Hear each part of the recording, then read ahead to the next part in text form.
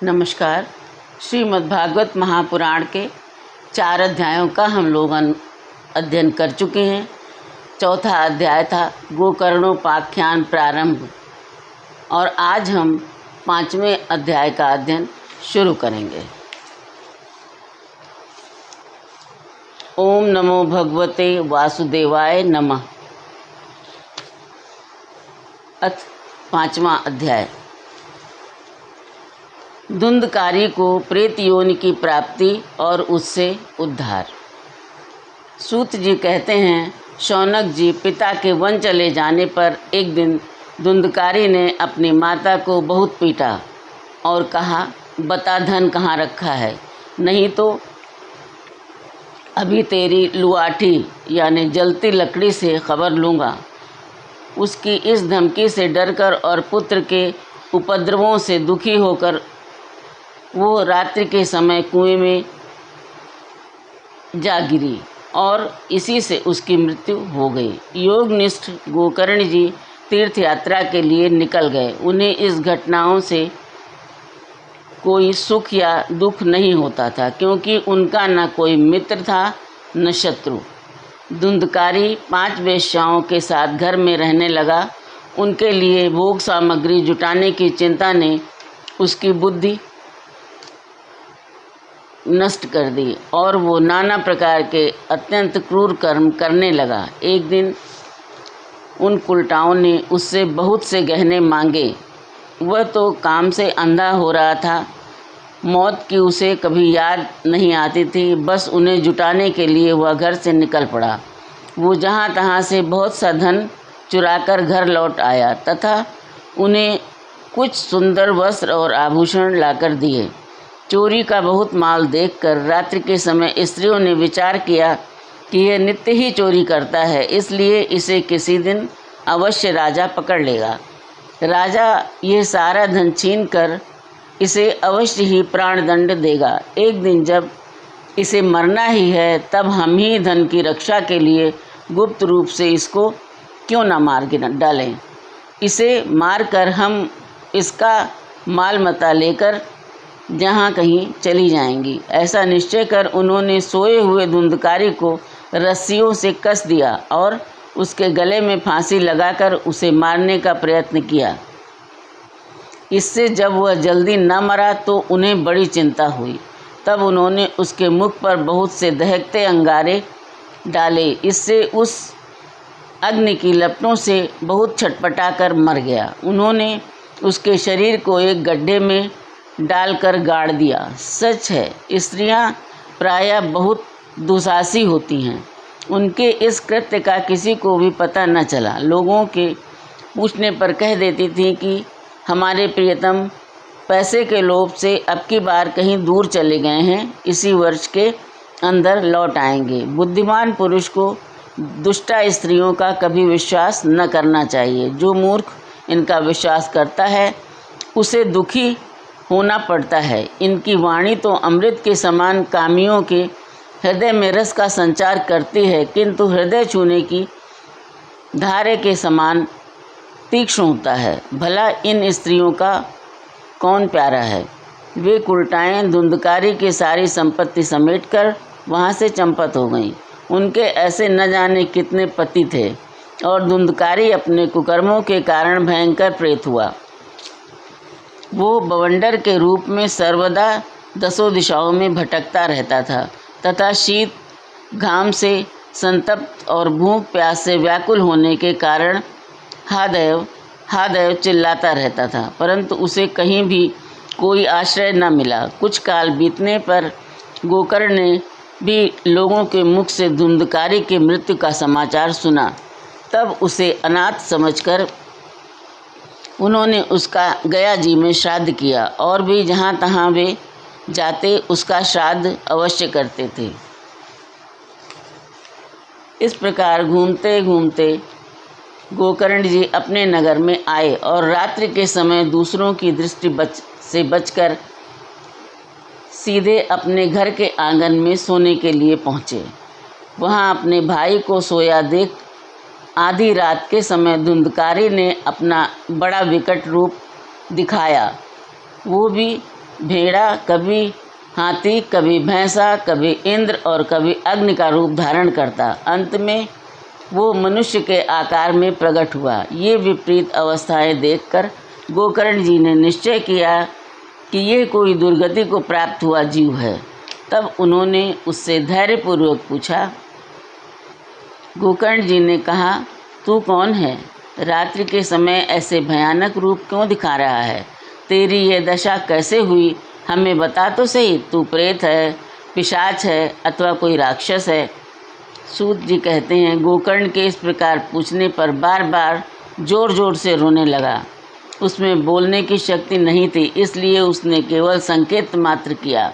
जब गोकर्ण ने अंजलि में जल लेकर उसे अभिमंत्रित करके उस पर छिड़का, इससे उसके पापों का कुछ शमन हुआ और वो इस प्रकार कहने लगा। प्रेत बोला, मैं तुम्हारा भाई हूँ, मेरा नाम है धुंधकारी। मैंने अपने ही दोष से अपना ब्राह्मणत्व तो नष्ट कर दिया।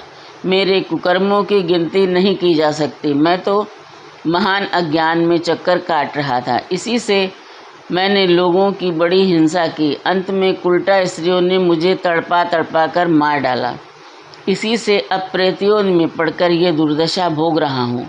अब दैववश कर्म फल का उदय होने से मैं केवल वायु भक्षण करके जी रहा हूँ। भाई, तुम दया के समुद्र हो, अब किसी प्रकार जल्दी से मुझे इस योनि से छुड़ाओ। गोकर्ण ने धुंधकारी की सारी बातें सुनी और तब उससे बोले।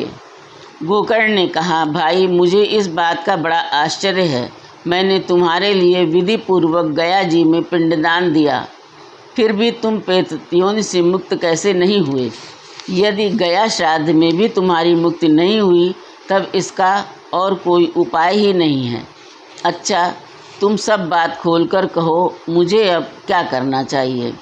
प्रेत ने कहा, मेरी मुक्ति सैकड़ों गया श्राद्ध करने से भी नहीं हो सकती। अब तो तुम इसका कोई और उपाय सोचो। प्रेत की ये बात सुनकर गोकर्ण को बड़ा आश्चर्य हुआ। वे कहने लगे, यदि सैकड़ों श्राद्धों से भी तुम्हारी मुक्ति नहीं हो सकती, तब तो तुम्हारी मुक्ति असंभव ही है। अच्छा, अभी तो तुम निर्भय होकर अपने स्थान पर रहो। मैं विचार करके तुम्हारी मुक्ति के लिए कोई दूसरा उपाय करूँगा। गोकर्ण की आज्ञा पाकर धुंधकारी वहाँ से अपने स्थान पर चला आया। इधर गोकर्ण ने रात भर विचार किया, तब भी उन्हें कोई उपाय नहीं सूझा। प्रातःकाल उनको आया देख लोग प्रेम से उनसे मिलने आए। तब गोकर्ण ने रात में जो कुछ जिस प्रकार हुआ था वो सब उन्हें सुना दिया। उनमें जो लोग विद्वान, योगनिष्ठ, ज्ञानी और विदज्ञ थे, उन्होंने भी अनेकों शास्त्रों को उलट पलट कर देखा तो भी उसकी मुक्ति का कोई उपाय न मिला। तब सबने यही निश्चय किया कि इस विषय में सूर्य नारायण जो आज्ञा करें वही करना चाहिए। अतः गोकर्ण ने अपने तपोबल से सूर्य की गति को रोक दिया। उन्होंने स्तुति की, भगवान, आप सारे संसार के साक्षी हैं, मैं आपको नमस्कार करता हूँ। आप मुझे कृपा करके धुंधकारी की मुक्ति का साधन बताइए। गोकर्ण की ये प्रार्थना सुनकर सूर्यदेव जी ने दूर से ही स्पष्ट शब्दों में कहा, श्रीमद् भागवत से मुक्ति हो सकती है, इसलिए तुम उसका सप्ताह पारायण करो। सूर्य का ये धर्ममय वचन वहाँ सभी ने सुना। तब सबने यही कहा कि प्रयत्नपूर्वक यही करो। है भी यह साधन बहुत सरल। अतः गोकर्ण जी भी तदनुसार निश्चय करके कथा सुनाने के लिए तैयार हो गए। देश और गांव से अनेकों लोग कथा सुनने के लिए आए। बहुत से लूले, लंगड़े, अंधे, बूढ़े और मंदबुद्धि पुरुष भी अपने पापों की निवृत्ति के लिए वहां पहुँचे। इस प्रकार वहाँ इतनी भीड़ हो गई कि उसे देखकर देवताओं को भी आश्चर्य होता था। तब गोकर्ण जी व्यास गद्दी पर बैठकर कथा कहने लगे। तब वो प्रेत भी वहाँ आ पहुँचा और इधर उधर बैठने के लिए स्थान ढूंढने लगा। इतने में ही उसकी दृष्टि एक सीधे रखे हुए 7 गांठ के बांस पर पड़ी। उसी के नीचे छिद्र में घुसकर वह कथा सुनने के लिए बैठ गया। वायु रूप होने के कारण वह बाहर कहीं बैठ नहीं सकता था, इसलिए बांस में घुस गया। गोकर्ण जी ने एक वैष्णव ब्राह्मण को मुख्य श्रोता बनाया और प्रथम स्कंद से ही स्पष्ट स्वर में कथा सुनानी आरंभ कर दी। सायंकाल में जब कथा को विश्राम दिया गया तब एक बड़ी विचित्र बात हुई। वहाँ सभासदों के देखते देखते उस बाँस की एक गांठ तड़ तड़ शब्द करते फट गई। इसी प्रकार दूसरे दिन सायंकाल में दूसरी गांठ फटी और तीसरे दिन उसी समय तीसरी। इस प्रकार 7 दिनों में 7 गांठों को फोड़कर धुंधकारी 12 स्कंदों के सुनने से पवित्र होकर प्रेत योनि से मुक्त हो गया और दिव्य स्वरूप धारण करके सबके सामने प्रकट हुआ। उसका मेघ के समान श्याम शरीर पीतांबर और तुलसी की मालाओं से सुशोभित था तथा सिर पर मनोहर मुकुट और कानों में कमनीय कुंडल झिलमिला रहे थे।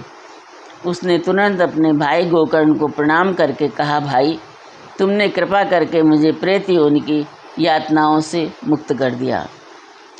ये प्रेत पीड़ा का नाश करने वाली श्रीमद् भागवत की कथा धन्य है तथा श्री कृष्णचंद्र के धाम की प्राप्ति कराने वाला इसका सप्ताह पारायण भी धन्य है। जब सप्ताह श्रवण का योग लगता है तब सब पाप थर्रा उठते हैं और अब ये भागवत की कथा जल्दी ही हमारा अंत कर देगी। जिस प्रकार आग गीली सूखी छोटी बड़ी सब तरह की लकड़ियों को जला डालती है, उसी प्रकार ये सप्ताह श्रवण मन वचन और कर्म द्वारा किए हुए नए पुराने छोटे बड़े सभी प्रकार के पापों को भस्म कर देता है। विद्वानों ने देवताओं की सभा में कहा कि जो लोग इस भारतवर्ष में श्रीमद् भागवत की कथा नहीं सुनते उनका जन्म वृथा ही है। भला मोहपूर्वक लालन पालन करके यदि इस अनित्य शरीर को हष्टपुष्ट और बलवान भी बना लिया तो भी श्रीमद् भागवत की कथा सुने बिना इससे क्या लाभ। अस्थियां ही इस शरीर के आधार स्तंभ हैं। नस नाड़ी रूप रस्सियों से ये बंधा हुआ है। ऊपर से इस पर मांस और रक्त थोप कर इसे चर्म से मढ़ दिया गया है। इसके प्रत्येक अंग में दुर्गंध आती है, क्योंकि है तो ये मलमूत्र का भांड ही। वृद्धावस्था और शोक के कारण ये परिणाम में दुखमय ही है। रोगों का तो घर ही ठहरा, ये निरंतर किसी न किसी कामना से पीड़ित रहता है, कभी इसकी तृप्ति नहीं होती। इसे धारण किए रहना भी एक भार ही है। इसके रोम रोम में दोष भरे हुए हैं और नष्ट होने में इसे एक क्षण भी नहीं लगता। अंत में यदि इसे गाड़ दिया जाता है तो इसके कीड़े बन जाते हैं और पशु खा जाते हैं। ये तो विष्ठा ही हो गया और अग्नि में जला दिया जाता है तो भस्म की ढेरी हो जाता है।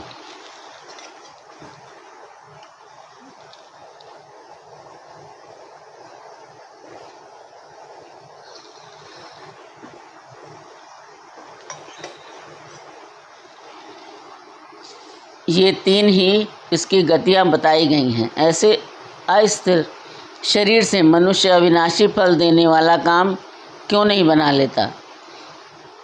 जो अन्न प्रातः काल पकाया जाता है वह सायंकाल तक बिगड़ जाता है, फिर उसी के रस से पुष्ट हुए शरीर की नित्यता कैसी। इस लोक में सप्ताह श्रवण करने से भगवान की शीघ्र ही प्राप्ति हो सकती है। अतः सब प्रकार के दोषों की निवृत्ति के लिए एकमात्र यही साधन है। जो लोग भगवत की कथा से वंचित हैं वे तो जल में बुदबुदे और जीवों में मच्छरों के समान केवल मरने के लिए ही पैदा होते हैं। भला जिसके प्रभाव से जड़ और सूखे हुए बांस की गांठें फट सकती हैं, उस भागवत कथा का श्रवण करने से चित्त की गांठों का खुल जाना कौन सी बड़ी बात है। सप्ताह श्रवण करने से मनुष्य के हृदय की गांठ खुल जाती है, उसके समस्त संशय छिन्न भिन्न हो जाते हैं और सारे कर्म क्षीण हो जाते हैं। ये भागवत कथा रूप तीर्थ संसार के कीचड़ को धोने में बड़ा ही पटु है। विद्वानों का कथन है कि जब यह हृदय में स्थित हो जाता है तब मनुष्य की मुक्ति निश्चित ही समझनी चाहिए। जिस समय धुंधकारी ये सब बातें कह रहा था, जिसके लिए वैकुंठवासी पार्षदों के सहित एक विमान उतरा, उससे सब ओर मंडलाकार प्रकाश फैल रहा था। सब लोगों के सामने ही धुंधकारी उस विमान पर चढ़ गया। तब उस विमान पर आए हुए पार्षदों को देखकर उनसे गोकर्ण ने ये बात कही। गोकर्ण ने पूछा, भगवान के प्रिय पार्षदों, यहाँ हमारे अनेकों शुद्ध हृदय श्रोतागण हैं। उन सबके लिए आप लोग एक साथ बहुत से विमान क्यों नहीं लाए? हम देखते हैं कि यहाँ सभी ने समान रूप से कथा सुनी है। फिर फल में किस प्रकार का भेद क्यों हुआ, ये बताइए। भगवान के सेवकों ने कहा, हे मानद, इस फल भेद का कारण इनके श्रवण का भेद ही है। ये ठीक है कि श्रवण तो सबने समान रूप से ही किया, किंतु इसके जैसा मनन नहीं किया। इसी से एक साथ भजन करने पर भी उसके फल में भेद रहा। इस प्रेत ने 7 दिनों तक निराहार रहकर श्रवण किया, तब सुने हुए विषय का स्थिर चित्त से खूब मनन निध्यासन भी करता रहा। जो ज्ञान दृढ़ नहीं होता वो व्यर्थ हो जाता है। इसी प्रकार ध्यान न देने से, श्रवण का संदेह से, मंत्र का और चित्त के इधर उधर भटकते रहने से जप का भी कोई फल नहीं होता। वैष्णवहीन देश अपात्र को कराया हुआ श्राद्ध का भोजन, अश्रोत्रिय को दिया हुआ दान और आचारहीन कुल, इन सब का नाश हो जाता है। गुरु वचनों में विश्वास, दीनता का भाव, मन के दोषों पर विजय और कथा में चित्त की एकाग्रता इत्यादि नियमों का यदि पालन किया जाए तो श्रवण का यथार्थ फल मिलता है। यदि ये श्रोता फिर से श्रीमद् भागवत की कथा सुने तो निश्चय ही सबको वैकुंठ की प्राप्ति होगी। और गोकर्ण जी, आपको तो भगवान स्वयं आकर गोलोक धाम में ले जाएंगे। यूँ कहकर वे सब पार्षद हर कीर्तन करते हुए वैकुंठ लोक को गए। श्रावण मास में गोकर्ण जी ने फिर इसी प्रकार सप्ताह क्रम से कथा कही और उन श्रोताओं ने उसे फिर सुना।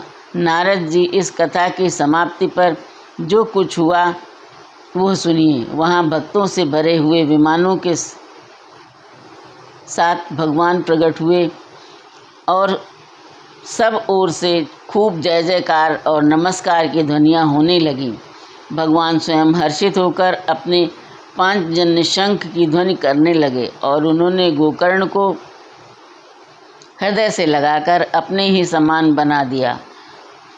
उन्होंने क्षण भर में ही अन्य सब श्रोताओं को भी मेघ के समान श्याम वर्ण, रेशमी पीताम्बरधारी तथा किरीट और कुंडलादि से विभूषित कर दिया। उस गांव में कुत्ते और चांडाल पर्यंत जितने भी जीव थे वे सभी गोकर्ण जी की कृपा से विमानों पर चढ़ा लिए गए तथा जहाँ योगी जन जाते हैं उस भगवत आश्रम में भेज दिए गए। इस प्रकार भक्त वत्सल भगवान श्री कृष्ण कथा श्रवण से प्रसन्न होकर गोकर्ण जी को साथ ले अपने ग्वाल बालों के प्रिय गोलोक धाम में चले गए।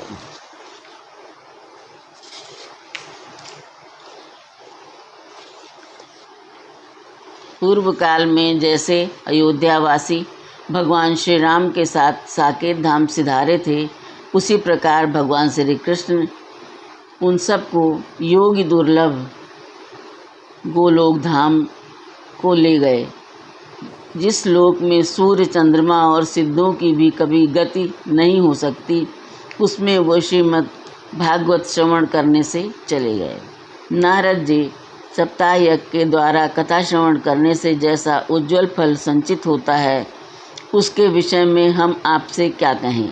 अजीव जिन्होंने अपने कर्णपुट से गोकर्ण जी की कथा के एक अक्षर का भी पान किया था, वे फिर माता के गर्भ में नहीं आए।